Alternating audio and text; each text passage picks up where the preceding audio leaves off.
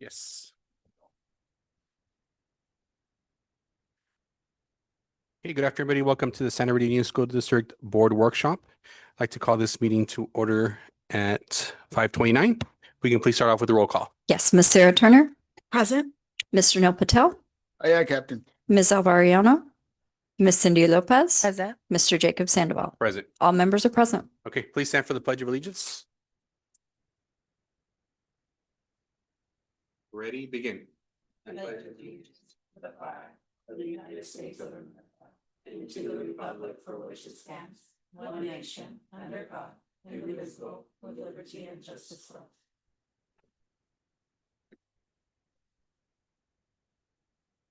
Okay, can I get a motion to approve the board agenda? Motion to approve. Second. All those in favor? Aye. Motion 5-0. Okay, do we have any public comments regarding non-agenda or agenda items? We do not. We're gonna move on to our informational discussion item, which is our board workshop, student data and priorities. Thank you. So let me explain to you what you have in the binder. First is the presentation with the slides that we'll be going through tonight. Also flagged behind that is individual data sets for each of our school sites. I prepared these for the principal in preparation for the back to school PD on August 3rd when all of our teachers return. So each site has their slides that they will be going through with their teachers. And I thought it would be nice for you to have it in case you want to reference it as we're talking about the bigger picture and really looking at our bright spots and then areas for next steps. So, what I wanted to do tonight was look at our data a little bit more holistically and really look for the patterns, the trends, and what things are standing out in an effort to think about what are our next steps as a school district in addressing those, rather than just look through page by page of information. So thinking forward about what we're going to be doing with the data instead. All right. So as we are working our way through this information tonight, we want to focus on what do this year's results tell us. There are multiple measures that we'll be reviewing and thinking about it not as like a verdict and it's done, but what are our next steps? What patterns emerge across the measures? Looking at them for where students are learning and not just what they scored at the end of the year. And then the work that we'll be doing this summer with our principals when they return next month for our leadership retreat and when we dig deeper into the data. The slides were put together tonight in collaboration with our data analyst at Parsec. And she will also be coming to our leadership retreat with the principals where we will dig down to student by student data and putting together our groups of students and recognizing which students need which next steps to increase performance next year.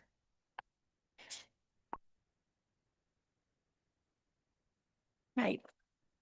In putting together our presentation today, our analysts and I looked at 6 different assessments.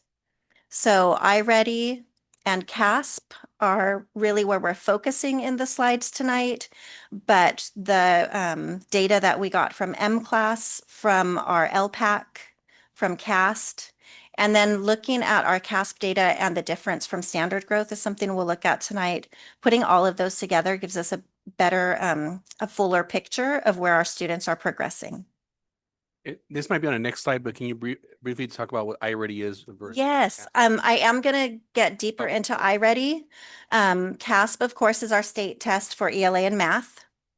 M-Class is what we adopted initially as our reading difficulty screener, but we're also using the full literacy development component to look at how our students' early literacy development is progressing. LPAC is our assessment, the state assessment for English learners to measure their annual progress. CAST is taken along with the CASP assessment, and that's our science test. And difference from standard is tied to the ELA and math SBAC. So this data, this is high level, big picture as a district. And I asked our analysts to really consider where our LCAP baseline started us, because we are coming up on our third year of the LCAP where we'll be finishing this cycle, and where we are now.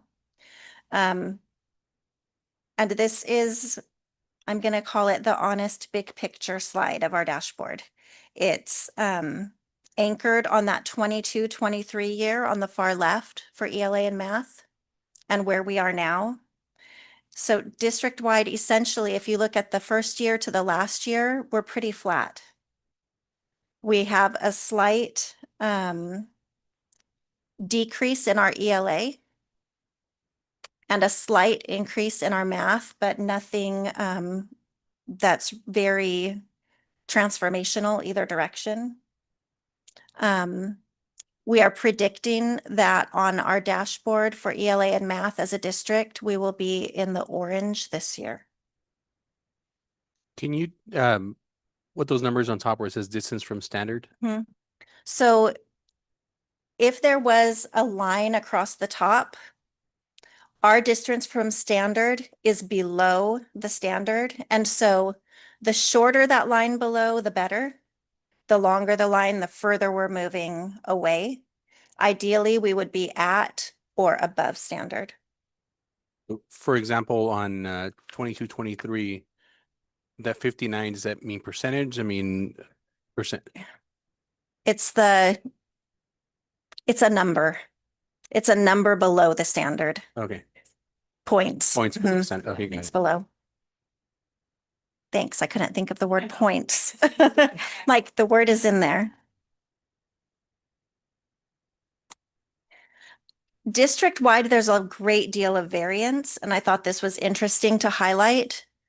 It's not necessarily about ranking each school, but about understanding which schools have strengths that we can learn from and where are some areas where we need to focus. So the darker blue is ELA, and you can see that the shortest line is John Gutierrez. So within our district, John Gutierrez is our highest performer in English language arts because they are the closest to meeting standard.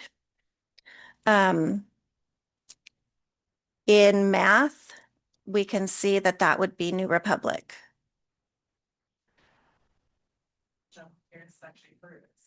And furthest in math. So it's not consistent across our district.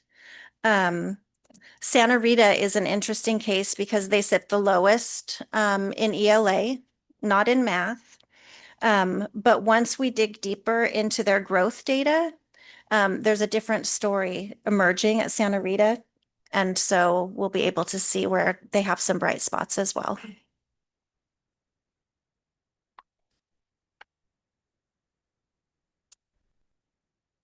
All right, so I wanted to take a few minutes to explain iReady. It measures how well students are progressing in the standards at their grade level.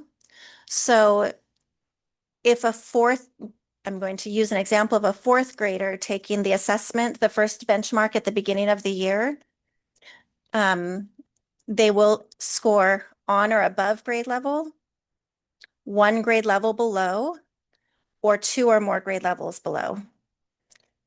If they're scoring 1 grade level below, that's not necessarily concerning because they're being tested on fourth grade standards that they haven't yet been taught.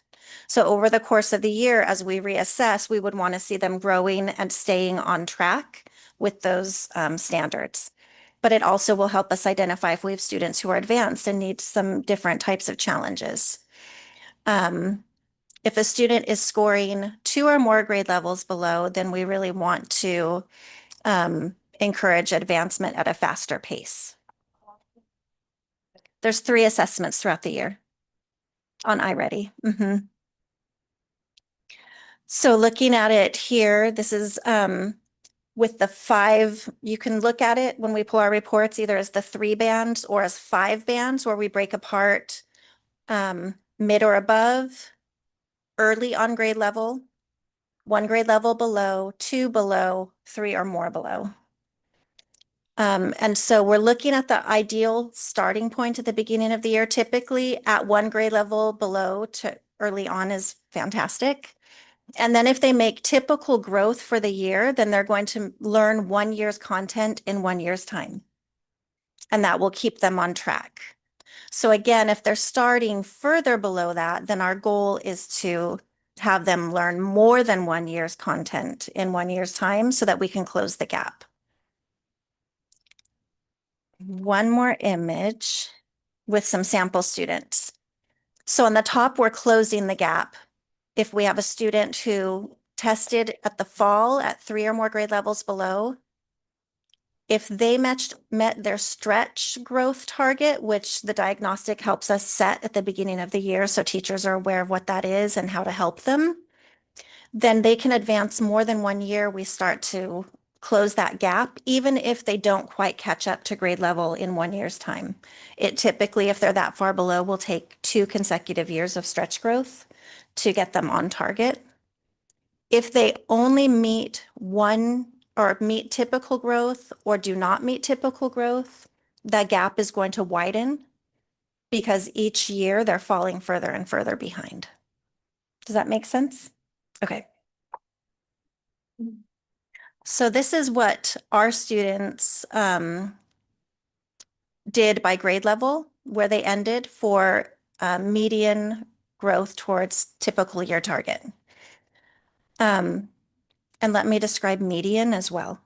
So if we took our kindergartners, who are the first point on the bar graph, and we lined up every kindergartner we had in the district, the student who was exactly in the middle met whatever those points are. It looks like 100 and about 110% towards median growth.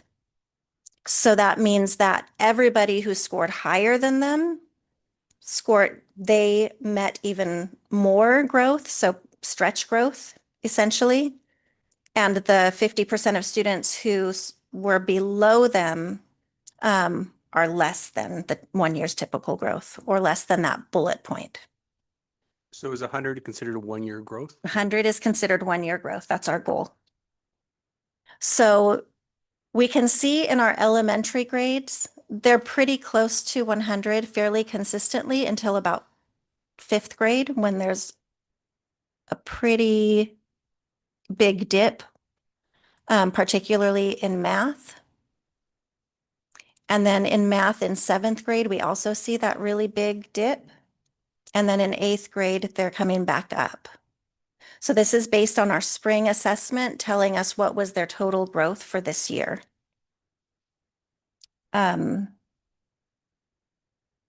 Looking at our analyst notes who are saying that the early grades meeting and exceeding typical growth for the most part, it tapers off in the upper grades.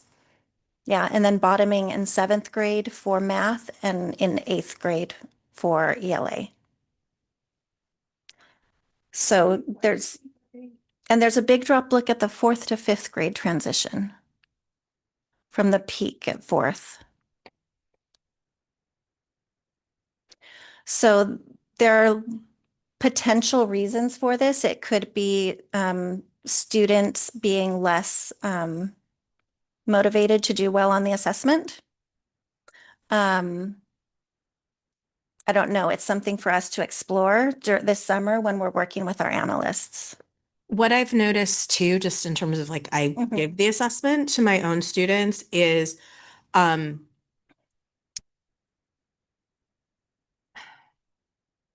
need a lot of skills in knowing how to break down an assessment to do well in it, to figure out like what the question is asking. And it also, just to give an example, like it might give the 2nd graders a math question where to us, we can look at it and it's 46 plus 72. But what it did was like give the kids like 3 different number lines to look at and say like which number line would be most useful in solving this problem. So then you have to think about, and all of the number lines would be a little bit useful, so in terms of you really have to be able to think in your brain which number line is like the most useful. And sometimes I have to look at it as an adult and think about which is so like I have to tell my students, like, get out your whiteboard and do the equation and then have the answer so that you can then go back and think about like, so it's the questions are really sophisticated, and it may be that your teacher only taught you one way to do it in the classroom, and what you're being asked to do on the computer, you don't know how those two things relate to each other. So it may, in terms of thinking about our teaching, be like, how do I take what I know and then use it in a completely different way? Because sometimes they just see this thing they've never seen before and they're like, I have no idea Don't know. what they're doing. And it's like, no, you've got some of the skills that could get you there, but it's just a different way of thinking about things. I think the other part for when I'm looking at this, because I didn't look at Becky's slides ahead of time because but when I'm looking at this is I'm also curious, like, what is fourth grade doing that's working, right? Like there's something like there's this dip in third, they come back up at fourth and they never kind of get as high as they were in there. So as much as, yeah, it's like, what is fourth grade doing? I'd be curious. Another thing to point out is that this was our second year with sixth graders in cord classes where they had all of their ELA, math, social studies, science with one core teacher. And we're seeing that sixth grade is not where we're seeing that dip. It's when they're separating off to their 6 different classes for a middle school schedule. So I'm wondering if that has anything to do with it as well. I don't know for sure, but my expectation of them being in one classroom is you have more time for intervention. Just naturally. And we saw a lot significantly was behavior issues were significantly reduced when we cord them in sixth grade, which means kids are in class more because they're not out for discipline. And in eighth grade, there are more for discipline. Yeah. Okay, I'll keep us moving. So something that is not visible in the chart that we just looked at, but is really important, is that when we're looking at ELA, that 9%, an additional 9% of students moved into mid or above grade level over the course of the year, while almost 13% moved out of the 2 or more grade levels below. So that's positive. And then in math, 10.6% more students reached mid or above grade level, and 15.5 students moved out of the 2 or more grade levels below. So they may have moved into 1 grade level below, they may have moved into that on mid or on.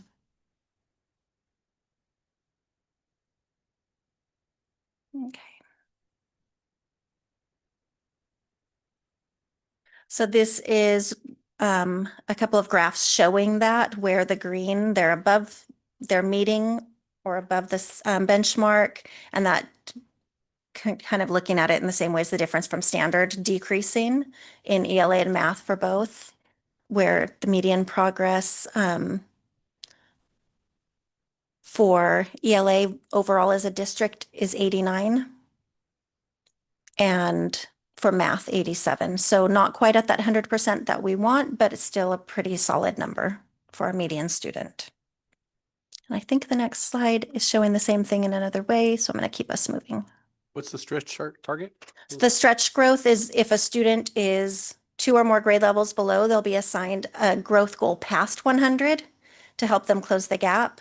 And so we're showing that the mid student in our district reached 46% of their stretch. So the stretch would be like, let's say they're 2 years, 2 grade levels behind. The full stretch would be the 2 years. It would be a typical plus an additional growth goal on top of it, not necessarily a full 2 years, but definitely significantly more than 1 year at a time. Yeah, maybe like 125% that they would have the expectation as opposed to 100. Okay.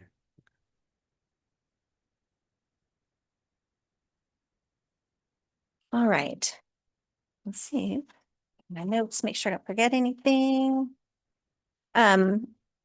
So our growth here, this is again showing that median percent of typical year growth by school site. And we can see some strengths at math. Typical growth is pretty high across the board with the exception of JG. And the 2 middle schools are showing a little bit less or lower typical growth in ELA. So that's something that we'll be exploring with them this summer to see what our principals think about that and what ideas they have about what might be happening. On the right side, we can see really strong numbers for our English learners, our socioeconomically disadvantaged students, and students with disabilities. And those are some targeted subgroups that need it the most. So it's good to see that those numbers are on the higher end. We do know students with disabilities are going to typically move at a slower pace, but I think the high 60s is a good starting point for us to grow on. And as a reminder, I think we had discussed this before, but students with disabilities, who falls within that category? Any student who has an IEP. So it could be a student who's in a special day class. It could be a student with a speech only disability. Okay, so anybody with an IEP? An IEP. Okay, Mhm. That's a big category. Yeah, Yeah. it's a big category. There's something I'm not getting here, and that is John Gutierrez. You know, there's something going on here. I just can't understand how the growth occurs within the feeder elementary schools. They come there, they have a jump, a significant jump in math, and yet in ELA they're underperforming. I mean, considerably less than. Yeah, well, I always compare the Galvin View because of the, you know, in taking consideration. They're doing better in ELA and struggling in math. When Yeah. John Gutierrez, yeah. John Gutierrez is doing better in ELA and struggling in math. So what's going on? I don't get it. something that's interesting to me is that the typical growth reflected for JG's ELA does not reflect their CASP scores. Their CASP scores for ELA are the strongest in the district. So I'm curious about that, and it's something we'll be exploring again at the leadership summit this summer. So the correlation between iReady is not highly correlated. Not this year. It typically has been, and this year it's not looking like it is. So that's something very interesting. I'm not sure. Yes. Mm-hmm. And Becky, just to clarify, these, the shorter they are, the better they're doing, correct? On these, no, our goal is Okay. 100 So it's only on the, on the First the difference side. from standard. Mm-hmm. So usually usually the iReady and the CASP lines up better than what we saw this year at the end of year. And so it left us like putting together the summer data with some questions where we were like, this is the first time we're seeing, there'll be a margin, right, of difference, but that noticeable of a difference in that area at this point, and right, reviewing the data leads to some questions. Mhm. Like, did we just have a dip in students not engaging with the assessment, or, with iReady, and versus CASP, some other factor playing into it, and that they weren't as close to each other as we normally have come to expect. That's our first year that it's been this. It's typically been well over 80% correlated when we've looked at it. So yeah, pretty strong correlation. And this brought up some questions for us. This is a little outside the ballpark. How are other districts that are showing growth over the last since COVID? Are they also using iReady as a measurement tool? Some that are, most used, or yeah. is there, I like assessment tools, but for me, there's always best practices as Mhm. well, and or other, I like to look at other districts as well, Mhm. see what's working and what's not, and see if they have comparable demographics to us. And I was gonna say, I think most people around here are using iReady, and North County just adopted iReady last year was their first year of implementation, and they looked at everything the year before that, and which at point Santa Rita already had iReady, and it was at that point in the view of the committee, the best thing that was out there. And we'll see, because iReady is supposed to be bringing online that children are going to be able to to also test in Spanish, which has not existed yet. So I don't know, that actually might bring more districts to them when they have that component in terms of people who have a Spanish language arts strand would like to be able to, to test in Spanish as well. So that's supposed to be coming. So then if it's not already. I mean, there are a lot of variables. Becky, can I ask you a question on the slide? So is this slide saying 58, I think that is 58% of John Gutierrez students made median typical year growth? It's saying that that if you took all of JG's students and say there were 100 to make it easy, there were 100 students at JG, student number, they're lined up in order of lowest performing to highest performing. Student number 50 in the middle made 58% median growth, made 58% growth. That's another issue for me. So then these are higher, these are lower.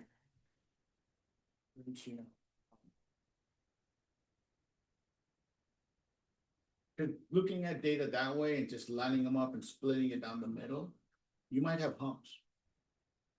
On either side that don't fully tell the picture. That's why I'm always I'm hesitant to use medians. Yeah. I don't see that. Where you might have a huge growth on one side of it. But we can't acknowledge it or see it because we're just looking at. Yeah. And that's the way iReady presents the data for us. So it's, yeah.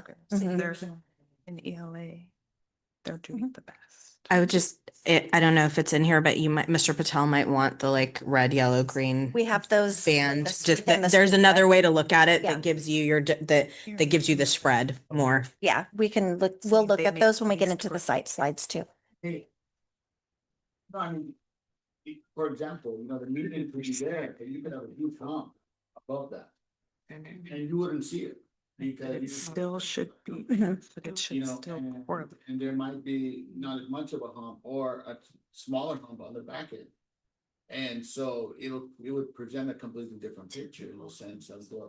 Yeah. Yeah, I hear what you're saying. they not to speak for iReady, but I think one of the reasons they don't use percentages is because like I had kids who had zero growth. That doesn't mean they had zero growth in the classroom, but zero growth on the test. And I think they don't want to average in a zero because it just everything's, you could have 2 or 3 kids that get a zero that skews everything down, which is why they do the median. But as I said, they have another way of looking at the data that I think is also Yeah, helpful. it's coming ahead.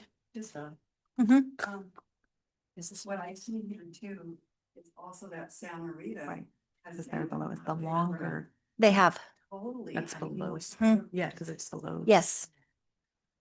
We're going to continue to see that. But I mean, if you have it shouldn't be that much. longer growth, I don't think I understand. distance, then you can get huge jumps. But once you reach the. It would go back to much lower. Right. There's a sweet spot. It's very good. I mean, Yeah. I mean, I'm always concerned about all the schools, but Santa Rita has been one that I really try to keep an eye on. And this to me looks great, It is. you know? All right, we're going to move over to LPAC. I'm sorry. Oh, sure. No problem. So I like to do apples and apples. So when I look at. Don't forget to, Sorry about that. I like to look at apples to apples. I just want to compare the 2 middle schools. When I look at Gavilan View and I see John Gutierrez, the comparison is night and day. You have the same subgroups, you have the same age groups. You have roughly, the 4 feeder elementary schools doing well. So I would expect that given all 4 elementary schools feeding up to the 2 middle schools, that they would carry on the baton and continue that growth at equal levels or somewhat close to equal levels. But I can see Gavilan View doing it, but I'm not seeing John Gutierrez doing it. And that's a concern for me because what's happening? The growth is there through the elementary schools. I see it. But I see it in Gavilan View, which is taking that growth and continuing it or holding it. But then with JG, I'm like, wait a second, I'm seeing a significant drop in one area and a huge drop in the other. I would like to just say, I think, yeah, obviously concerning, but like Elva said, in the positive way for me as well, seeing it, Santa Rita and Gavilan View. Gavilan View is the feeder to Santa Rita, and they've always been the ones that are with the lowest or struggling and And- for many reasons. So I want to see that as a Well- positive too. Like Well, there that- is that big change right on there that we're of course I'm not excusing No, none of that. There is a concern, but I'm just saying to see it on the positive side because years past, Gavilan View's Yeah, percentage was and way drastically lower. So And I want to emphasize that this is one measure, but I have some other measures that are going to Yeah, show it's some a- really positive work happening at JG that we want to highlight. to reemphasize what you just said, that makes the argument even worse. You know, if you have Mhm. a struggling school like Santa Rita and they're in huge growth and they're feeding into Gavilan View and they're continuing that growth, what does that say about the other middle school where they have not as much struggles demographically, and yet that growth is being lost? Yeah. So I agree with you. But you know what? This is only one measure, and I'm just curious to see. the Yeah, others. so this slide is highlighting some significant growth for JG and LPAC. Definitely standing out, and the light blue is our 2023 LPAC students who are scoring at the level 4, well developed. And JG has taken that 8% all the way up to 32% this school year. So some fantastic work happening there. Some smaller gains at some of the other sites and then some dips at a couple of them. So it will be really interesting for us to hear about the work that JG is doing with their English learners to get these results and how can we scale that to some of our other school sites. True. From 8% to 32%. Meeting well developed. Years. Yes, Yeah, scoring a 4 so they can be reclassified. yes. And Before they high are school. reclassified Huge, huge phenomenal win. rates. It is, but does John Gutierrez have the same number of LPAC students as Gavilan View? They're Percentage? actually much closer now than they used to be. Really? Mhm. Yeah. Very good, very Mhm. good. Santa Rita also, it doesn't show here because students haven't reached the well-developed stage yet. But the students at the beginning stage, they've moved from 42% down to 33%. So those students are moving up across the levels. We celebrate these kids that reclassified. Yeah, they do school celebrations for that. Mhm. Very good. It would be nice to have the district celebrate too, but I mean, I don't know how you would do that. We're reclassified like 3 times a year. And so the schools, North County does have a big Yeah. district-wide invitation reclassification ceremony and dancers and that kind. So it's possible. out there. Mhm. So looking across the multiple measures, there are bright spots at each school. So for Santa Rita, LPAC is up, their M class is up, which is what we want to see, especially with them having the literacy grant and that focus there. And ELA growth is up. New Republic has strong ELA, math and science achievement, and they've been consistent in their year-over-year growth, even though we did see some dips this year. JG, the multi-year English learner success is really their big achievement, but also they are the district's strongest in ELA.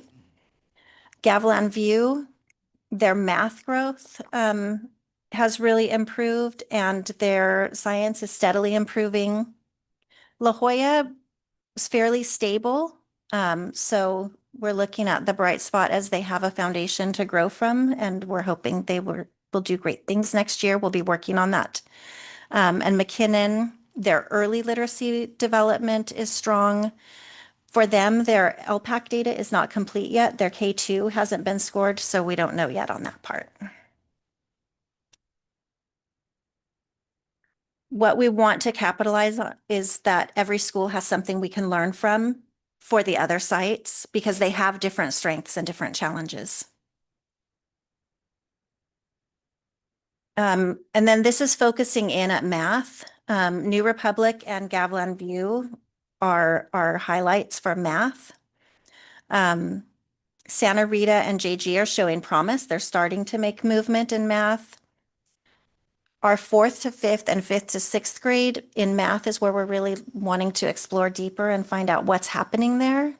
And then looking deeper at La Jolla and McKinnon for their math performance and what they're doing that is not generating the same results as we're seeing at other school sites.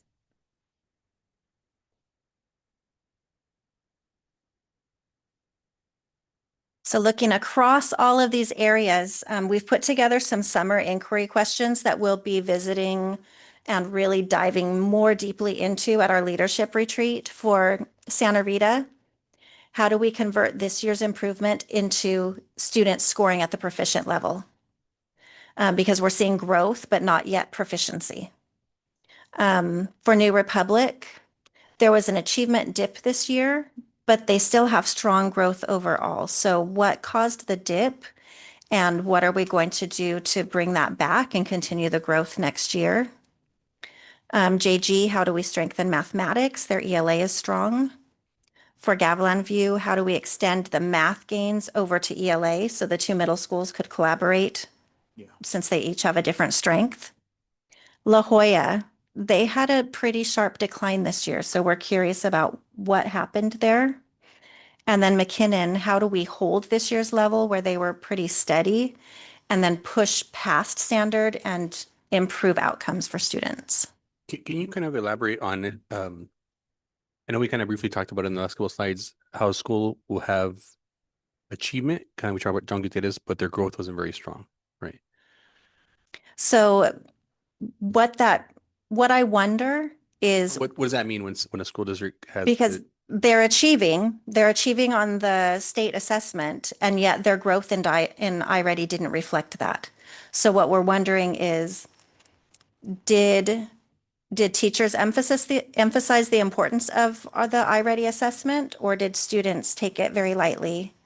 And Because the achievement tests like what they know, it does. right? Mhm. And then the growth part is like if they're a grade or two level, like how well they did to kind of catch up. How- Or how far did they progress in Far did the they year? progress Mhm.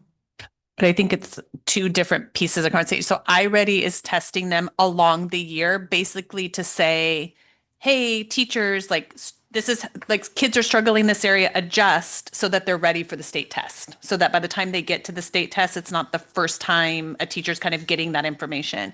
So correct me if I'm wrong. What I heard Becky say is that for John Gutierrez, what we're seeing is on that iReady, we're seeing big gaps. Yeah. But when they got to the state test, they showed achievement in that. They were able to do it. So that's for John Gutierrez, there was this disconnect. How they achieved on that iReady did not translate to the state test. Right. So in the end, as a teacher, I want to use iReady to adjust my instruction so that students are prepared for the state test. So there's one line of thought that could say teachers saw how students were doing, adjusted instruction, provided intervention, and then students took the state test and were ready. That's a great scenario if that's the case, right? The other part could be, I, as a teacher, I'm like, I don't care that much about iReady, didn't give it a lot of attention or focus, therefore students didn't take it that seriously. I'm focused on my scope and sequence and Sequence. teaching my curriculum. And then I'm worried about the end result, which is the state test. And I put a lot of time into that. Like, yeah. Yeah, I agree with your second assessment on that one. iReady is only as good in terms of how well seriously it's taken. If that's going to guide your instruction, then 100% focus on making sure everyone has high fidelity with iReady in terms of prep, important test taking techniques, review, previews, etc. But if there's a huge discrepancy between a low score on that and yet the final outcome, with SBAC and cash and everything else is showing a different number, then that lets you know that, hey, there was something wrong with the iReady in terms of, I don't think people purposely plan to say, okay, I'm not going to do good on it. But I think it's more of an issue of, I want to rely on it, but in order to rely on it, I got to make sure I have 100% fidelity in making sure I prep the students and how the importance of it's going to go, Right. so. Yeah, and one like critique that I would have of iReady is it kind of gives equal weight to all of the standards. And teachers don't do that because they can't. Like, in other words, like, I already might That's a would good like point. give my second graders a lot of questions about like measurement or geometry. And what, as a second grade teacher, I'm super, super concerned about is that they can add and subtract and understand place value by the end of second grade. But it may give me like red scores all over the place with my students because it picked different geometry terms to test the kids on that I don't know. So as a teacher, you really got to break it out and say, like, is this red really important to me because this is a key thing, or is this something I can let go because they're actually green on like the areas that I care about? And it will do that for you. It'll break it down. Like, where does the score come from? So are you saying that there's a high correlation between the standards tested in iReady to the final test, if you will, or they're being selective? They give them all in iReady, but when you come to SBAC and the rest, they're selective in terms. Is there a power standards going on, or? It's, I mean, partial. For me, I think it's, we never know exactly what they're going to have on the test. So there's not, they don't say to, in my experience, when we get the state test, it could be random. They could decide that measurement and geometry is going to be this huge focus, and it's a lot there. So because we don't know exactly what's going to be on that state test, I feel like iReady puts the whole thing out there to say, like, we can look at everything. If they're prepared for everything, in quotes, they'll be prepared for whatever they give them. But because we just don't know. iReady does push them to failure. Like, in other words, what I said, like, if they pass it, they make it harder to the point where like they want to figure out where it is that they don't know. Now you can totally pass a thing. Like, they may just give you all the second grade through level phonics and then just be like, okay, we're You're done done. with But that. it's looking for where things that they don't know. Yeah.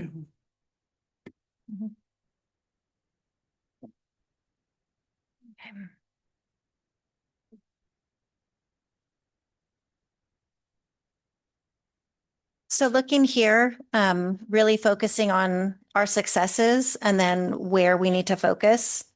Language development is improving and our EL students grew at or above the district median.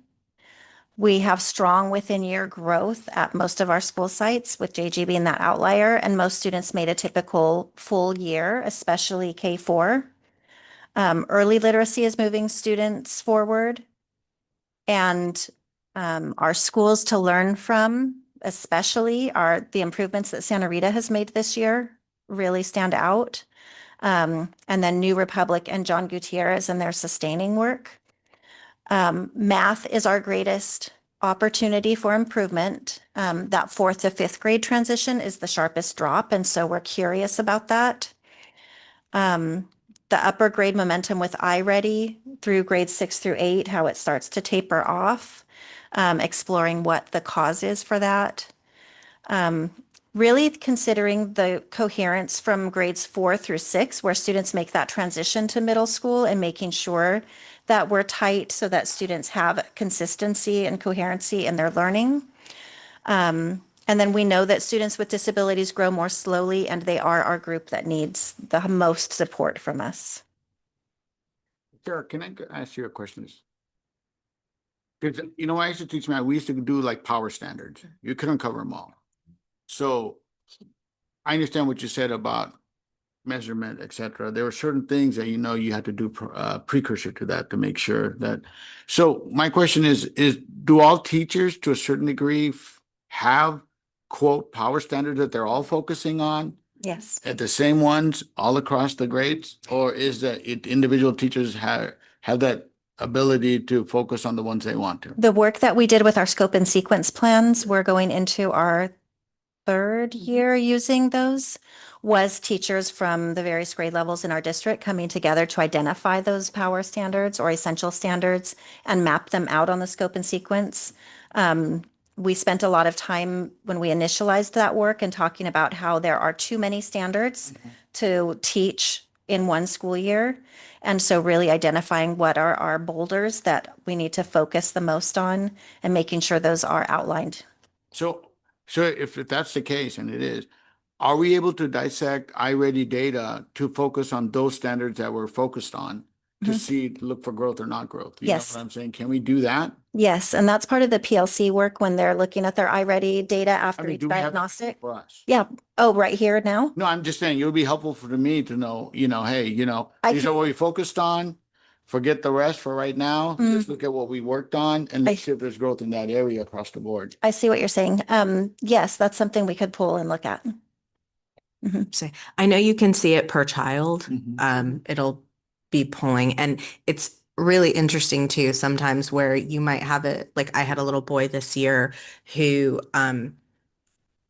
it's like the reading score was like a yellow, which like seems like it's not terrible. And then when you broke it down, it was all just memorized things. He was really good at just like had a huge amount of words that he'd memorized and knew, and his basic phonics skills were still not there, which was showing up in his spelling, but it wasn't showing up in his reading. And basically we had to go back and be like, the foundation's not actually under there. Like this huge memory is propping him up, but that's going to fall apart as it gets more difficult. And that iReady data was hugely helpful in looking at that, to be like, there's a problem here that is really masked by how smart this kid is. And I'll just, go ahead. Oh, it's a good, when Becky says for like the PLC groups to do, because as Sarah mentioned, you can get that data per student. So when you're sitting with your PLC group, if part of it is looking at your students' fresh data and you're looking at that by standard correlation, so you as a teacher can come in and be like, this is the standard that we're needing to see the growth on. So then when you come together, you're able to put it together like as a grade level, because you as a teacher have that per student access to that data. We could pull it too, but it'll be on a giant spreadsheet and then puzzling through, right? But ideally, what you're doing is bringing that grade level of teachers back together to have that conversation, right? To be like, hey, these are the power standards that we identified across our scope and sequence. These are the three that we're still falling down on at this point in the year. And so, and then as teachers being like, are you seeing that? And you're like, I'm not, I'm only seeing it on this one. Can be pretty powerful. So getting people, it's part of that PLC plus, right? To commit, what kind of data are we coming back together for? And that's a good example of like moving into this year of the scope and sequence.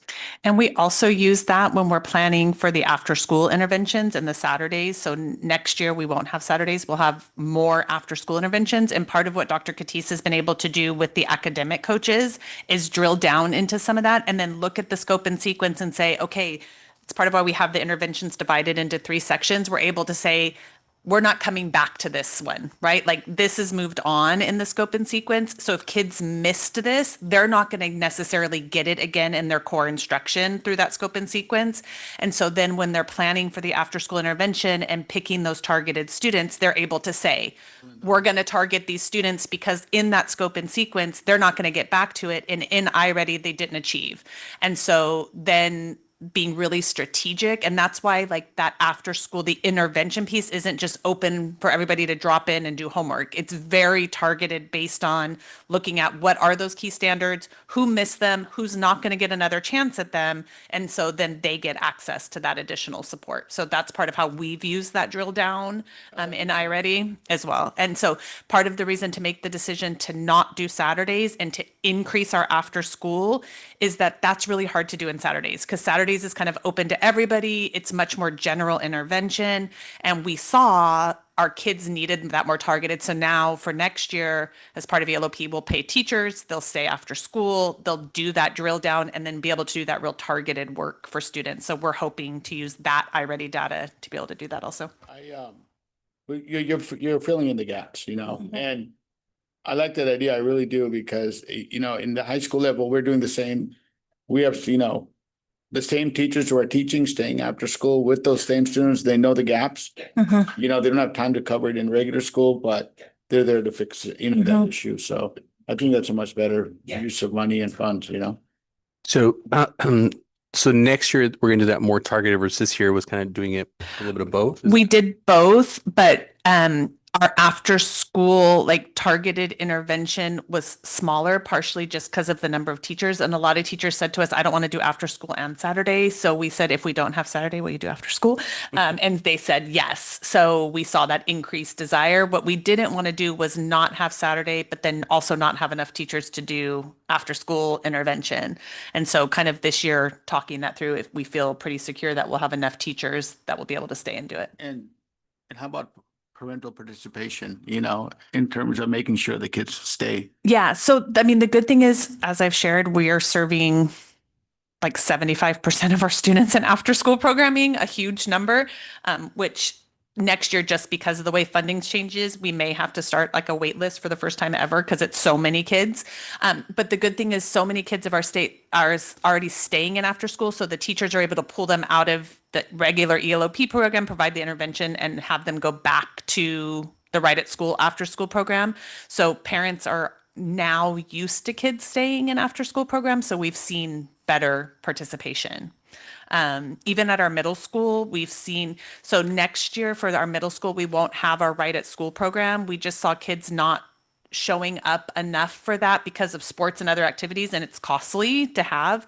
So what we will have is that targeted tutorial, along with then we can match sports schedules, we can match activities schedules, so we can schedule students more strategically. So we're hoping that that will help with that as well, versus having just this kind of block of time. And if that doesn't fit because you have basketball practice, then you've missed out on intervention, right? By targeting it more, we're hoping to serve more of our middle schoolers. Yeah. That's our hope. I'm not promising anything yet. No, I agree with that thing. Identifying, having individual plans targeted to those students when they do show up, coordinating around events and other activities. But having that individual plan of filling in the gaps, and having their own teachers staying after school, working with them. Yeah, Okay. because my question to kind of follow on with that is, because when we look at this data next year, part will depend on what percentage of students who needed the intervention showed up, right? Because if next year we don't see the growth we're at, are we able to track, I don't know how capacity wise, what percentage of students actually attended the intervention? Because like, I'm just thinking like if there's 100 students that need intervention, but only 40 of them attend, that means majority did not attend. So next year when we look at growth, we're gonna be like, Yeah. they're not growing at, we had the intervention, but if You they're know, not showing up, then- But I think it also, as a teacher, you take that piece of information because everybody has limited time and you're like, Yes. I know Matt shows up to hit intervention with me, Monday, Wednesday, Friday. I don't have to push him in the classroom, and I'm going to focus on Liz as much in the classroom, who I know won't stay for, so it gives you more time to take that piece of information and run with it. And that's what we saw last year. Teachers would pull the kiddos who didn't stay for their small group time, right? And they would say like, I'm going to do this small group time after school with this group. Yeah. As an example, we have after school tutorials, and as soon as a student gets a D or an F, they have to go to tutorial. This parents sign a contract that they understand that they're major part of this kid's education. They sign the contract saying they agree that they will send their kids DNF.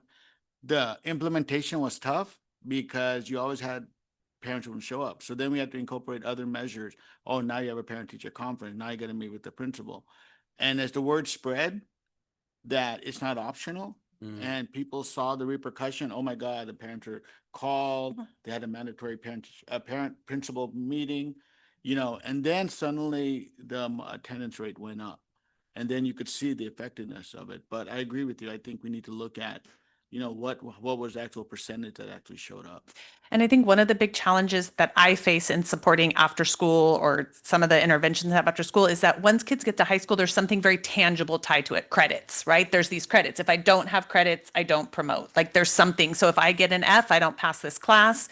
There's this end result there. In elementary and middle school, we don't have that tangible thing. Like kids are getting a grade, but there's nothing really tied to it. So you're asking them a lot of the times to have the intrinsic motivation to want to do it, to be better learners, so that when they get to high school, that's there. And so I think that one of our our caveats in middle school is that we know if we can get kids involved in additional activities, that is a motivator. Because if you want to play sports, you have to have a certain grade percentage. If you want to be part of this after school club, you have to do this piece. So then we have something that connects, like similar to credits for our middle schoolers. So next year at our middle schools, we will still have our media arts class. The kids love that media arts class, but they're going to have to be meeting the intervention goals in order to participate. We're going to have Artist Inc. still at the middle school. They have to be meeting those goals to do Artist Inc. So we're really working to kind of build, because we know middle schoolers don't have that intrinsic motivation yet. 20-year-olds don't have it. So we have to try and build in for them something that they're working towards in order to do that. And so that's our thought process in it. So, Yeah. yeah. It's quite effective because I keep going to example, but we had the same situation. So we made tutorials mandatory from 3:30 to 4:30. No sports, no event. If you didn't go to tutorial, then the practice or whatever you did from 4:30 on, you were not allowed to go. So like you said, a carrot and the stick, you know, but the main thing that really worked was forcing parents to come have that meeting. Yeah. And when a lot of parents, when they have a choice of sending their kids for the additional help or having to show up at school, you know, taking time off of work, it was quite effective. And another thing to point out is that intervention doesn't only happen after school. That's an additional opportunity. Our elementary schools have 30 minutes built in for intervention time for ELA and another 30 minutes for math. And then middle schools have other approaches to interventions, some of them during lunch, some of them during small group in class time. So Are there are they being multiple opportunities. standardized? Are they being used effectively? How are we able to quantify that? That's that Yep. is in progress because we have some schools who are doing it very effectively and some who are still grappling with how to do it. So that's again a big part of our summer work. We started talking about it in early spring, late winter when we got back in planning for next year to be much more strategic about that Yeah, it would time. be interesting if we had a standardized model. Mhm.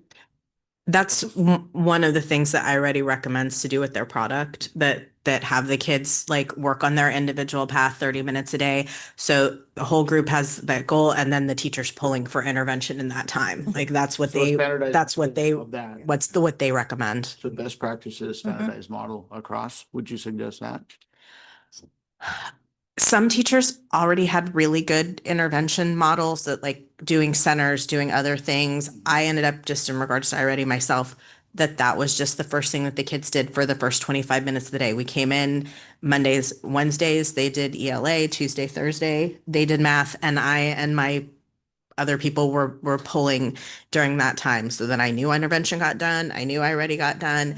And I would also track what the kids were doing. So then on Friday, if you met the research from iReady recommends that the children complete 2 units of ELA and 2 units of math per week. And on Fridays, if you were already there, then you know, got to do your fun other things. This year, our most intentional and strategic site-wide intervention programs occurred at New Republic and Santa Rita.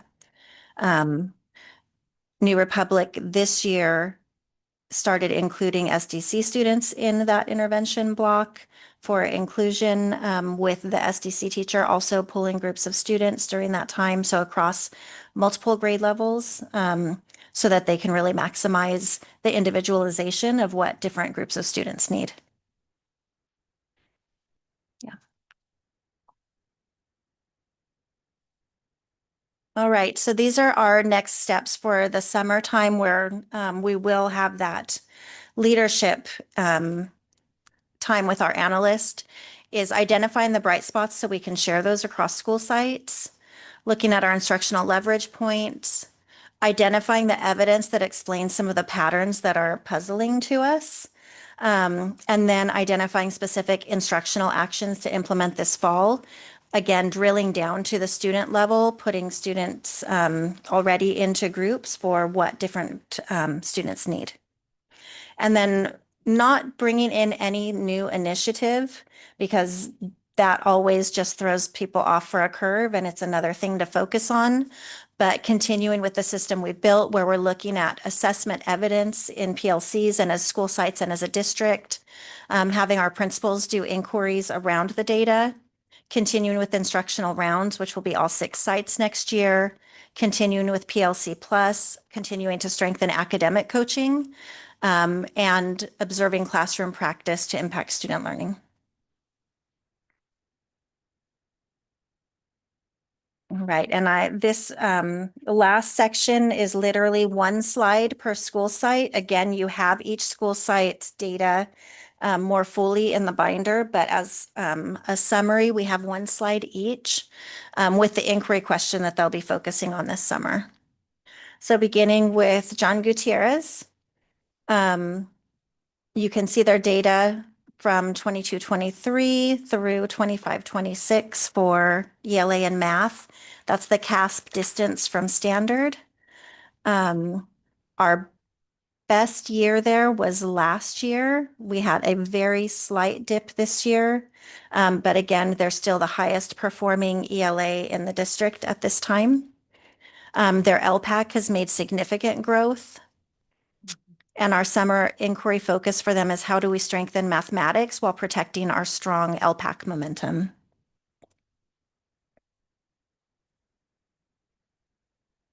Okay. Here's New Republic, and you can see they did have a dip this year, which was really puzzling to me. Their LPAC also was strongest in the first year and then has kind of stayed stagnant. Their median growth for iReady is 100% ELA and 92% math, so very strong. And we're anticipating recovery from this dip quickly based on the systems they have in place. But we're curious about what drove the dip and how do we convert their growth that we see regularly at their school site into proficiency.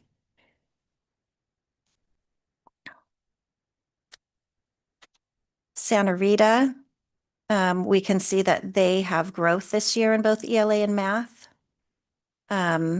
Their median typical growth for iReady is strong. Their math improved 11.5 points this year. And we're anticipating they're going to move from the red on the dashboard to yellow, which is a great improvement. And fewer ELA students are stuck at the beginning stage in LPAC, so that's also great for them. So we're wondering how do we sustain this improvement and convert it into proficiency where we can see it in our data. Here is McKinnon. They improved in ELA compared to that 23-24 year, which is the baseline here, though they did decline slightly from last year. Their LPAC has stayed pretty consistent. Their iReady median typical growth is strong for ELA and math. So over the 2 years, we're looking at a 20-point gain in ELA distance from standard. So the question is, how do we hold this year's level and push ELA and math even higher?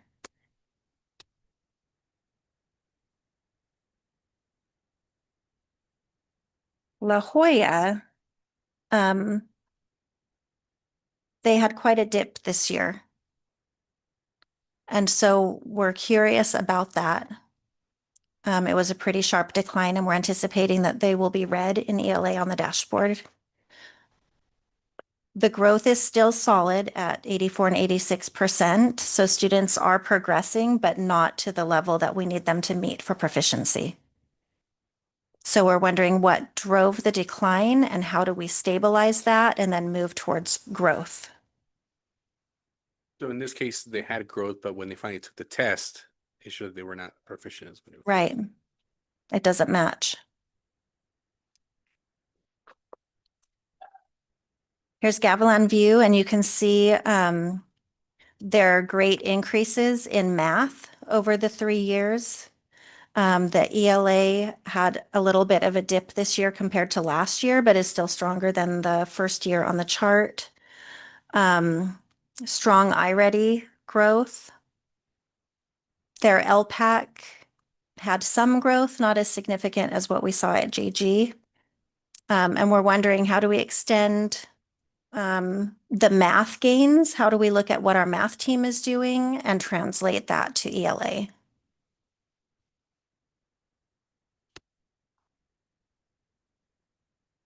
I had a New Republic question. Yeah.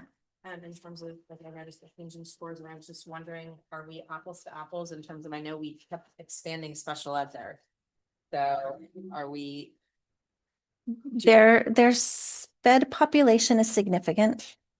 I Mhm. just didn't know if it was significant, like if, And their decline is not as significant when we remove the sped students from well, it. yeah, that's what I was just saying in Mhm. terms of just having, um, bringing new programs there, and we want everybody to be successful, but in terms of, are we looking apples to apples in terms of who are. They haven't added any new classes. They haven't added more this year, but they have Higher needs. higher needs for Yeah, sure. Yeah.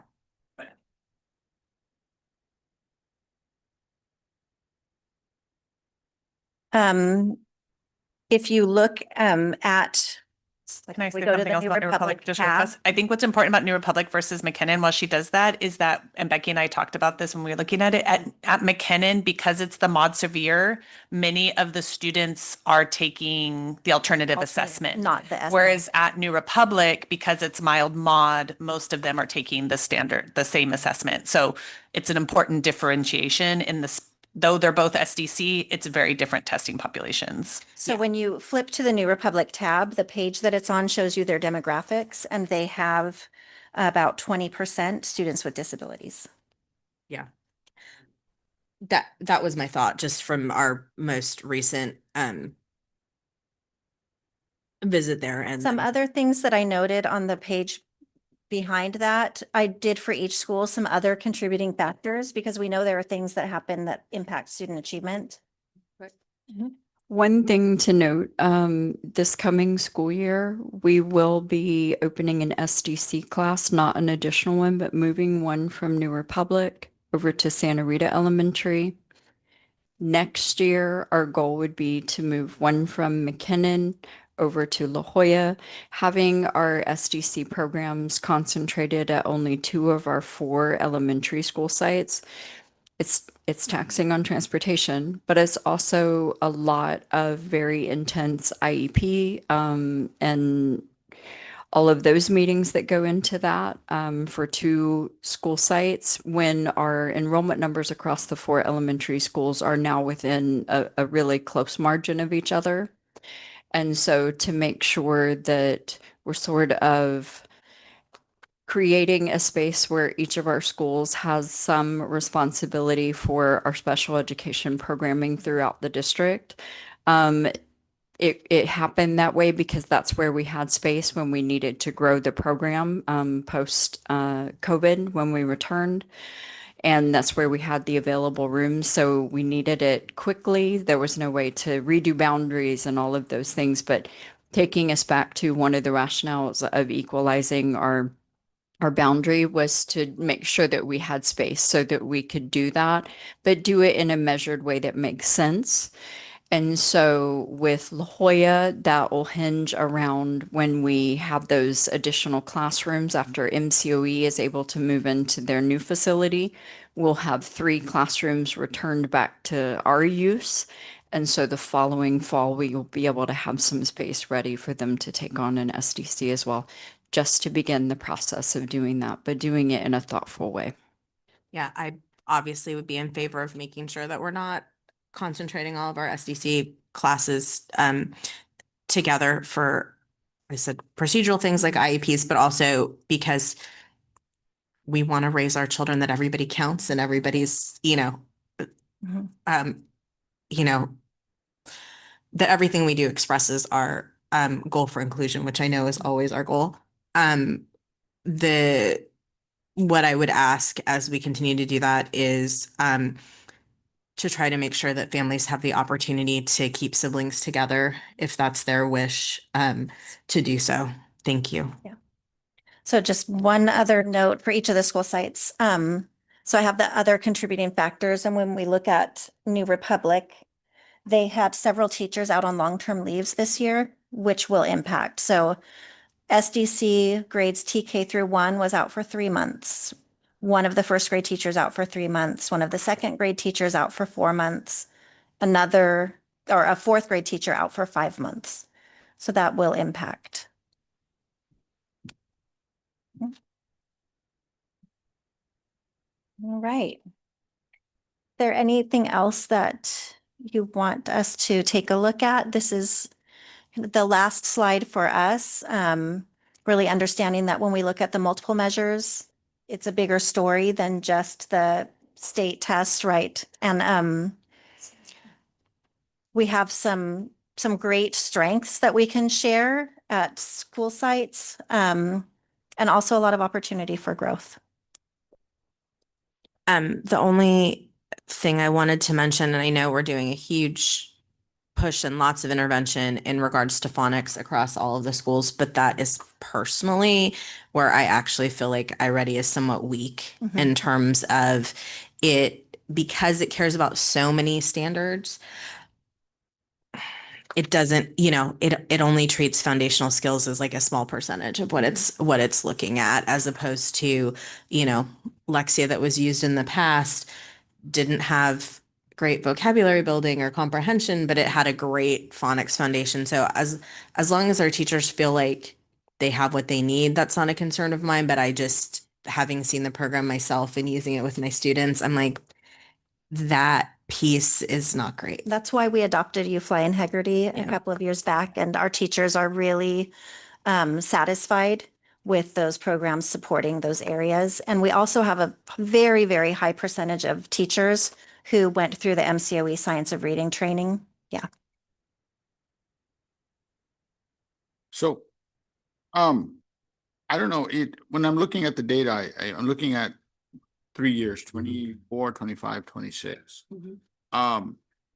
Obviously there's something went on between 25 and 26, but when I look at the 3-year trend, when I look at junk cares, it's going in the right direction, both English and math. When I'm looking at New Republic, 3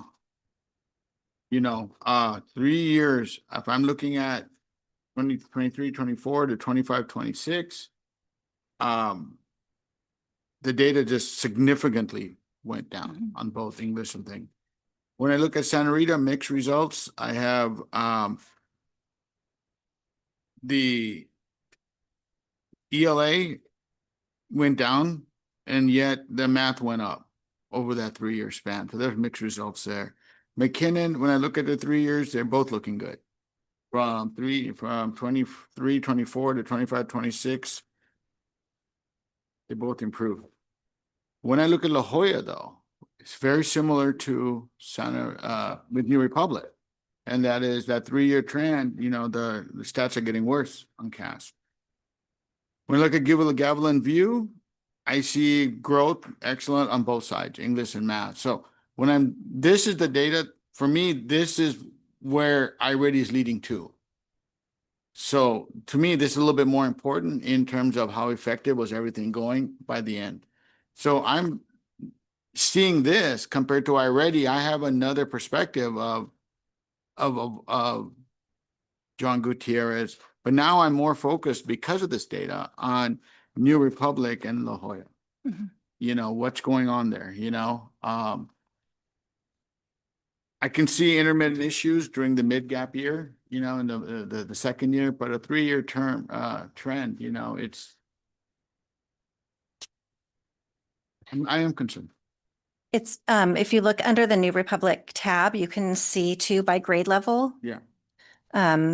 How each grade performed and where there are some strengths and some specific grade levels that stand out. Yeah, to me, it's about trends over time. We can have years that come in for various reasons, whatever happened, teachers come and go, different instruction, but I have to look at the trend over time, and I know one of the schools had a 4-year data, but the rest had 3 years. Yeah, if you go into the tabs, Yeah. sorry about that. There are all 4 years. Sure. Yeah, I didn't catch that, so I apologize for that. Under the tabs for each school, towards the end of their slides, like the last 2 slides for each school site. has the state data with the predicted. It's not confirmed yet, but based on the raw data we received. And your expectation is that the district's going to be orange as a whole? Mhm. Yeah. That's our prediction.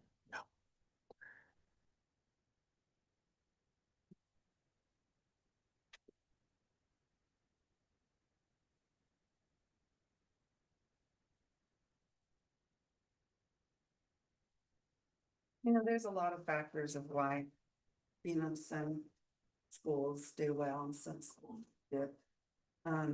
I, for one, personally, I think you were mentioning it, Becky, that, my grandson, for example, had 2 years of a revolving door in Substitutes. for 2 years. So in those 2 years, he was at grade level. But then, I'm sorry, put that on. He was at grade level. Can you start where you said from the beginning? Sorry, just so it's recorded. So, going back to what Becky said, I can attest to the fact that whenever you have revolving doors and by revolving doors means substitutes for 2 years in a row. So a child could be at grade level, but then gets those substitutes for 2 years, then all of a sudden he dipped. Mhm. And so we had to make sure we knew what was going on, but I mean, we couldn't do anything about it, right? Mhm. But as a grandparent and as parents, then we really pushed, this is what the data is showing. So immediately, and I'm just so respectful to the teachers that were able to, they did the intervention, they do their teaching at ELA and math, but then they did have the 30 minutes Mhm. of intervention in both and after school.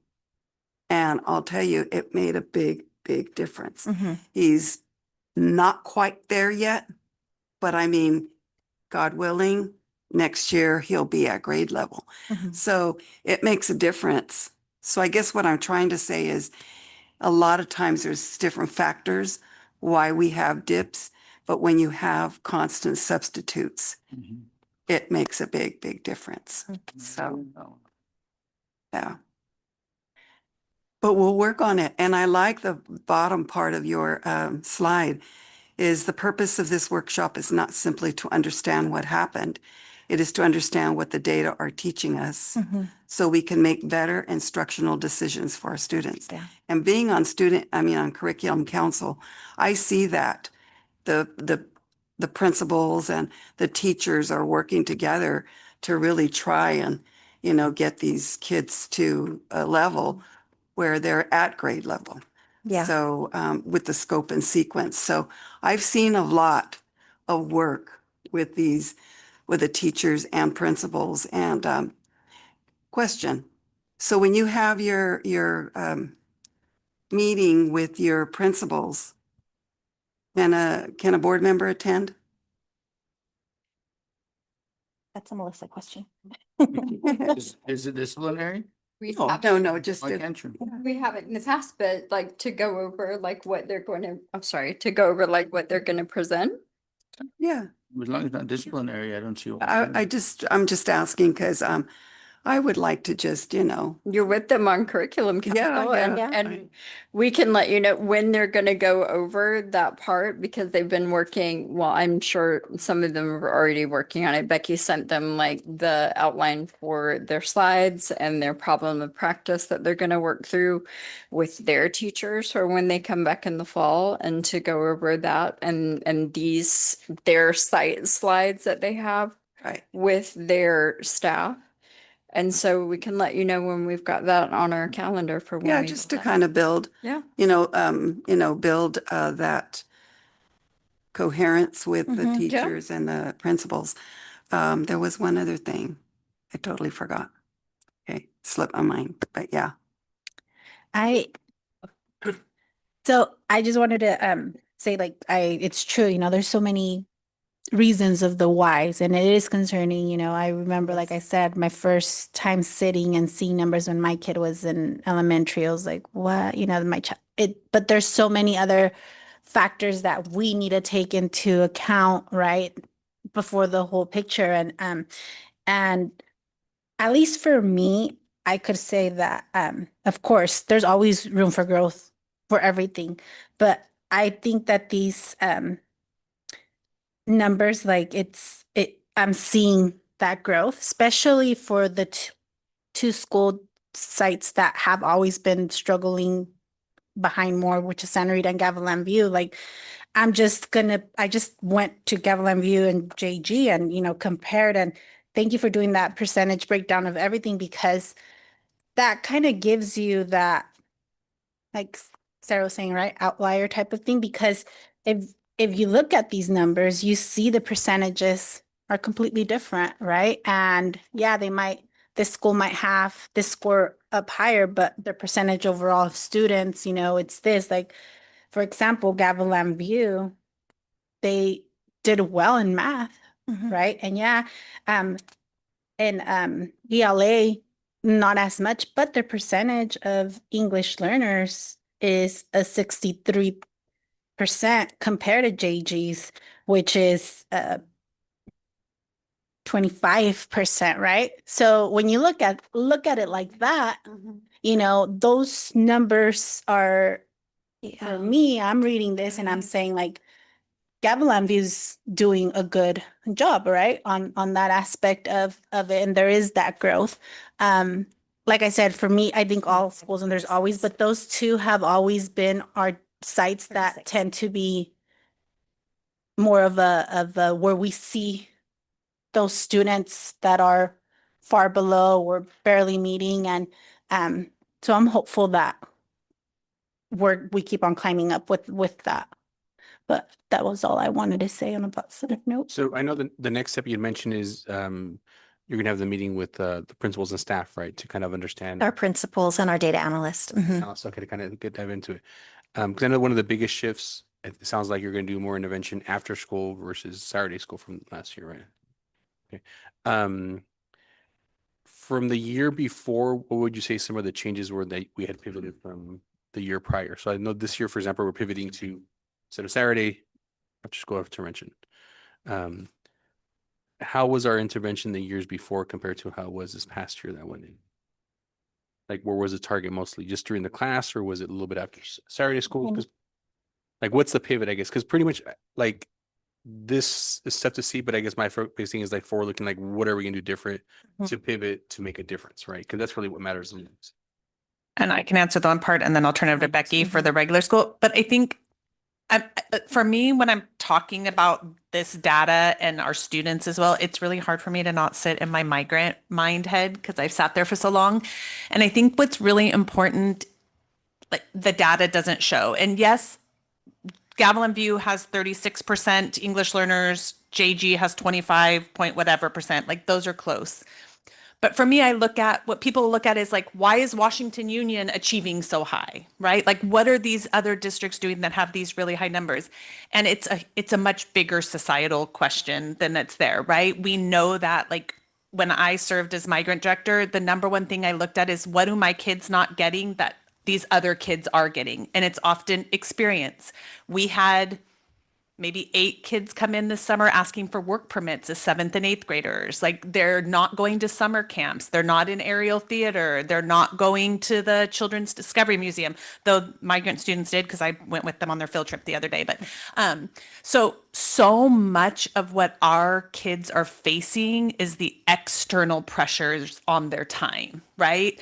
So some of our kids can't go to intervention because they're supporting their parents with childcare so that somebody can go to work. And so it's balancing. For me, it's often like wearing my social worker hat along with this, right? So we want to offer kids a broad range of opportunities. Some kids are going to be able to come to after school program. Some students are not. The realities of their life is some students are going to come to summer school, and 8 of our students needed to work this summer to help their family so that they have food to eat and pay for $7 gas, right? Like, so for me, when I'm working with Becky on the instructional piece of it, I'm looking at like, how do I serve all these pockets of kids we have so that if you do have to go to work after school, you still have an opportunity to participate. If you're going to work on the weekends or you need to do childcare so your family can work and they don't have to pay a babysitter so you can stay home, when am I getting you this other piece? So for me, it's looking at intervention in this broad sense so that we can say, if you can't A, here's B, C, and D. You can't, we also we're going to offer the intercessions during spring break, winter break, and or fall break this year. We partnered with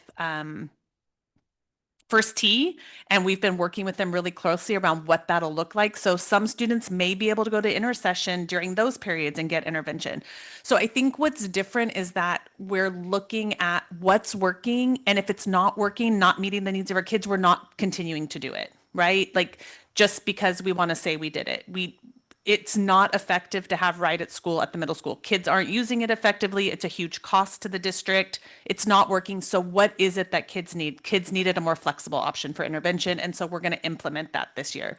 So for me, I think what's changing is really looking at the effectiveness of what we're doing and making those changes and making sure that there's a comprehensive approach so that all of our kids, truthfully, I just bought everybody t-shirts. I went to San Francisco with the teachers this weekend that says equity for all, because that really is my mindset. My mindset is we can't expect all parents to be able to give the same thing that I did. I have all kinds of privilege in my world, right? My kids had every advantage. They had financial advantage, they had race advantage, they had education advantage, they had all of those advantages. I can't hold some of our parents to that same accountability that I should hold myself to, because I come with all that privilege and many of our parents come without that, and that's not fair. So that's a long answer to say that for me, it's about equity across what we're offering. And I think that's what we're always doing. We're always saying some of these things didn't work.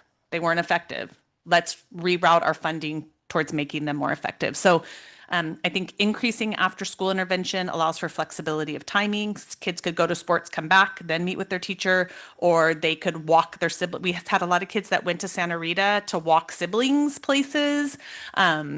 So I think it's evaluating that and making sure that whether it's during the regular day, which Becky will talk about regular day interventions, or it's after school, or it's on a weekend or an intercession, everybody has access to something. No, and that's a good, really good conversation, because I think I even think of like immigration and the impact of like households and how that impacts mental health and then being able to perform well and stuff. So no, and that's kind of the reason I want to ask that, because obviously intervention is only one component of it, but like what else can we do that'll help our kids feel confident, supported, the families feel well, because all that's going to impact their learning environment when they go home and whatever the case. Yeah, and I think trying as much as we can in not any kind of an evaluative way, but having conversations with teachers, especially with coaches or principal with teachers.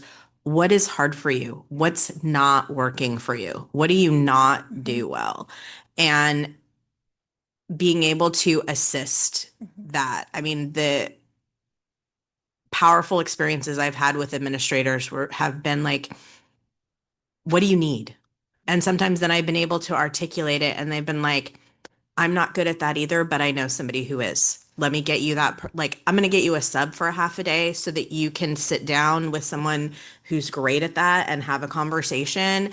And didn't feel like I had the evaluative, part of it, because a lot of people, have their door closed and they're ashamed of something's going wrong and they can't talk about it. And they're just doing the best that they can and just trying to, as much as with the PLCs or intervention or whatever, being able to pull that out and help that person, because it, especially, we've got a lot of young people out there, and especially if you're in your first year or two and you want to hold on to your job, it's really hard to have a conversation about things that are failing in your classroom.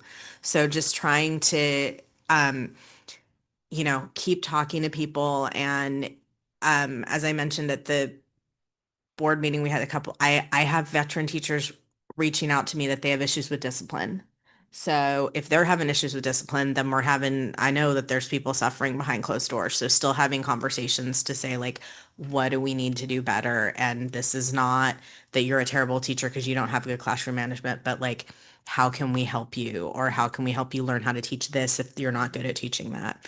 And I think there's also a correlation, right? We know that when students are struggling academically, behavior gets worse because if you're not accessing what's in the classroom, then you're acting out. And so there's a strong correlation there. I was going to say, Sarah, what you made me think about is the other part for me that I struggle with a little bit. And it's where like I work with Becky and we've talked about it in PLC and it'll be some of that conversation is parents are often very focused in after school, especially on homework. Like they have to finish their homework. And so when students have a lot of homework and they're not doing their homework because what they really need is intervention because the homework's not that effective because they can't access the learning, then students go home. Then what we hear is like, I'm not going to send them. They're not even finishing their homework. And then they're getting in trouble, quote, in class because they haven't done homework. And so this year we've started having for our students participating in intervention to basically say, if they're coming to intervention and getting that support, then like, let's waive this other piece because the homework isn't effective for them. So we've been talking, especially at the middle schools around like, how is homework weighted? How do we account for that? Because we don't want a student to feel like they're coming to intervention, then they have to go home and do an hour of homework, right? That's not effective either. And so some of those conversations are the bigger conversations around how do we help calibrate some of those pieces that shows the value of the intervention, because that's been a big struggle is that kids get home and they tell their parents they still have to do homework and then parents are frustrated that I thought you were out after school for an hour. Yeah, no, that's a really important conversation to have and talking. And I completely agree that the intervention is your homework and how can we accommodate that and also not have family life be miserable when everybody's up till midnight trying to deal with things that nobody knows how to do in that whole household. You know, I will highlight though that like our middle school teams came together, our two principals, they had a joint staff meeting and then had breakaway sessions so that they could kind of begin that conversation around like calibrating the categories for grades in areas and in an afternoon hammered out what they were looking at to whittle it down so that some people didn't have like 10 categories, other people had 5, that across the department or grade level team, as it were, that they came to some consistent agreement. So our staff are willing to engage in the conversation and the work, right? And keeping them going and making sure that they have space to come together and do those pieces. The other piece, and I'm going to bring it back to our CBO isn't here with us this evening, but we're also in a phase where we're expecting cuts, less funding, all of those things, and getting ourselves out of the cycle of just do more, right? The one-time monies are gone, so they do more. Meaning we do this, let's add this, let's add this. We can't keep doing that. So part of, like Becky hinted at it on one of our slides, a large part of our end of the year work with our site administrators was laying out what are the required things that we have to do programmatically, plans, things like that. What are the district initiatives so that we're not just inadvertently creating a new initiative, which is another additional thing on top. That's how people feel, right? So getting out of the mindset of, because what often happens, right, when the money dries up is people say, we're going to have to do more with less. We can't do that. That's not sustainable. It'll burn everyone in this room out and everyone in a classroom out, which is even more traumatic. So instead, sitting down with our principals and then with our teachers to say, we can't do more with less, so we have to do better with less. Meaning we have to start identifying the things that aren't working, like Summer said, and say, it's not as effective as this other thing. Something has to go. So this can't keep taking space. We have to raise the thing that is showing growth. And getting our teachers and our staff engaged in that conversation too, to understand none of this is in addition. In fact, we have to whittle some of this away because it may feel good and all of those things, but it's not helping our students either in academic growth, socio-emotional, mental health growth, right? We've trimmed some services that we had that if you had one-time funding and you're like, yeah, that works for a certain group, but holistically, it wasn't as effective as this other mental health service that we had. And so when budgets came in lower, Summer and her team literally having to go through and take a hard look and say, we love these people who've been here with us. We love this, but it's not serving our students as effectively as this other thing. And so getting ourselves in that headspace of, no, we just have to do what's working best with less. Going back to talking about during the school day, one of the things that our leadership team has been talking about is screen time for students. We have no control of how much time they're on screens outside of our school day, but we do have control within our school day. And so that's definitely a conversation that we want to start with our principals to get some input on what needs a Chromebook and what doesn't. When is it time to, fold them down and say, we're not using these now. We are face to face, person to person, or paper to pencil. Because we're seeing that there are some big impacts from the amount of time students are on screens. There's huge impacts, and basically my feeling being a teacher, even with second graders, if you're not immediately monitoring what they're doing like constantly, then they're doing something that you don't want them to do. Even if it's just you know, if you can't monitor their screens, then just assume that it's completely wasted exercise, like whatever's happening. So you may have the most amazing thing that they should be doing. And if you don't have the time to check that that's happening, then it's not happening. I just made me think of I saw a great classroom at one of the sites I won't say, but when they were doing like their iReady, she flips so that she's sitting, like if you're the class right here, she's sitting back here so that what she's looking at is the back of everybody's computer, not the front of their faces, right? So like the back of their head and their screens versus looking at their faces. And I was like, interesting. She like wheeled her chair around and she was like, iReady, so.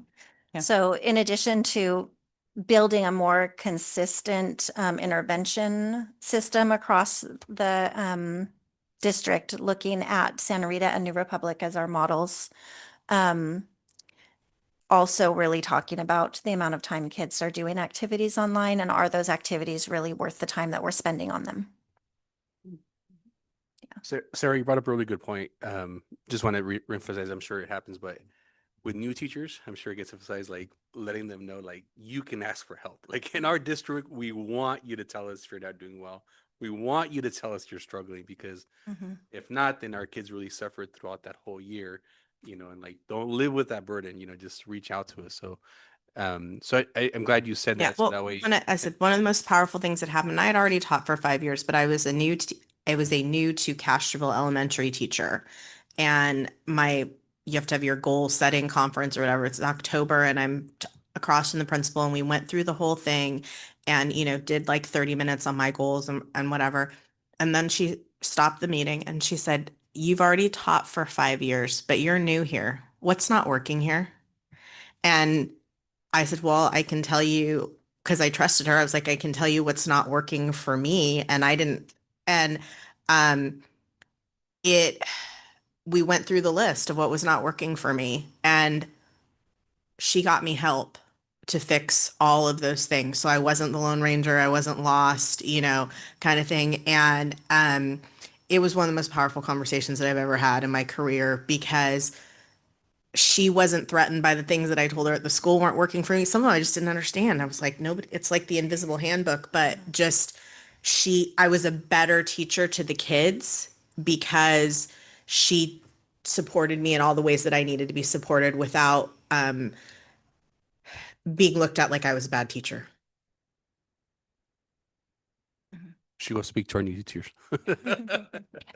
And I think one of the biggest challenges that we're facing, again, going back to behavior in ours, is that there's like this gap between, for example, there's been several students this year where we're in process, for example, for the county, or we refer to the county and they don't accept them to a county program, but the student still resides, right? The student's still present, the need is still high, the classroom is not appropriate, and like there's not an alternative, right? And so the RP team spent a lot of time in a couple of classrooms around that, but it's a really challenging situation because we don't have the right to just say you're going to this class at the county. It's up to the county to say we have space, they're appropriate fit, and if the answer is no, it limits, and that's for us. I know one of the areas that we've really been focusing on is like, what do we do in those situations? The same thing happens with our mental health supports.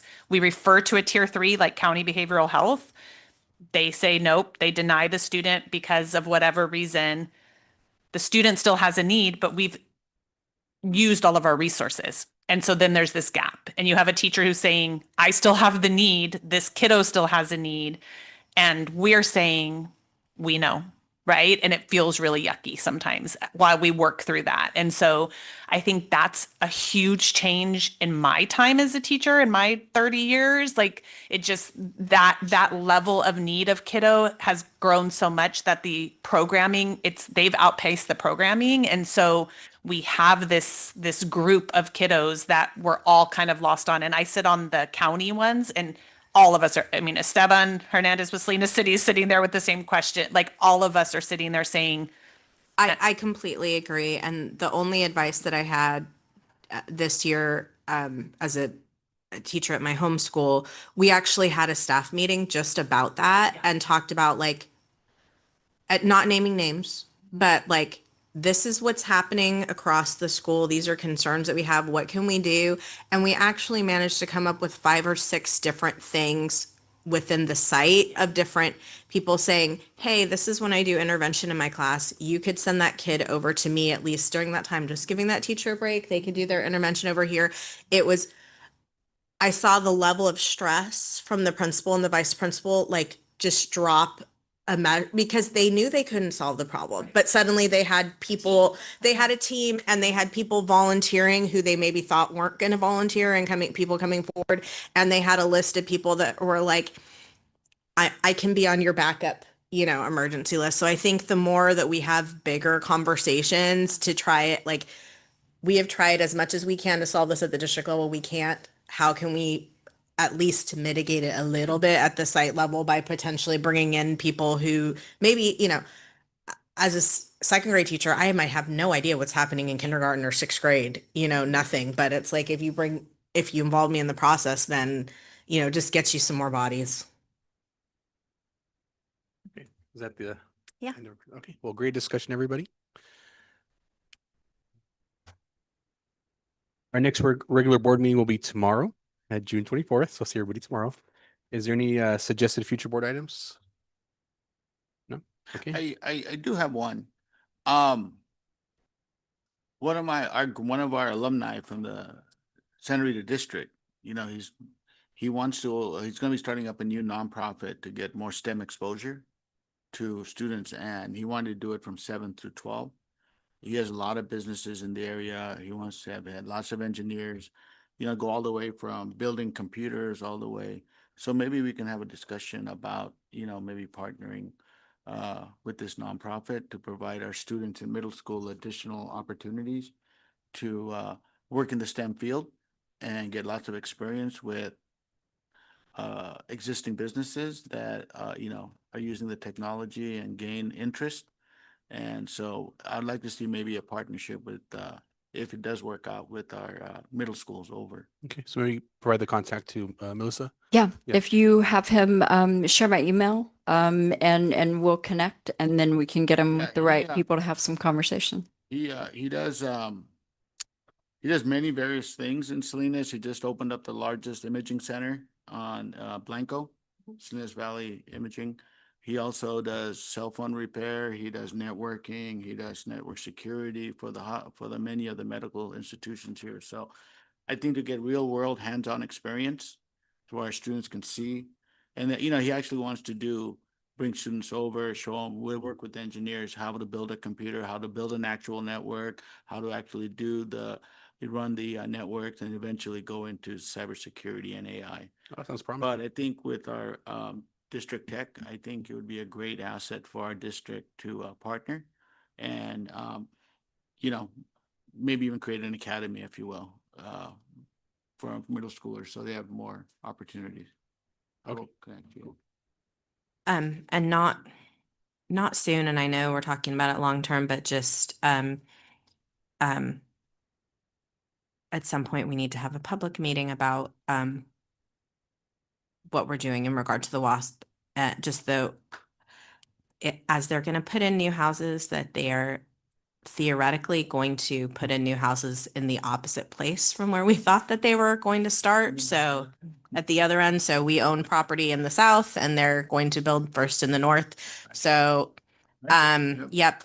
So just talking about how we're next steps. Can I get a motion to adjourn at 7:14? So motion. Second. All those in favor? Aye. Motion 5-0. Thank you.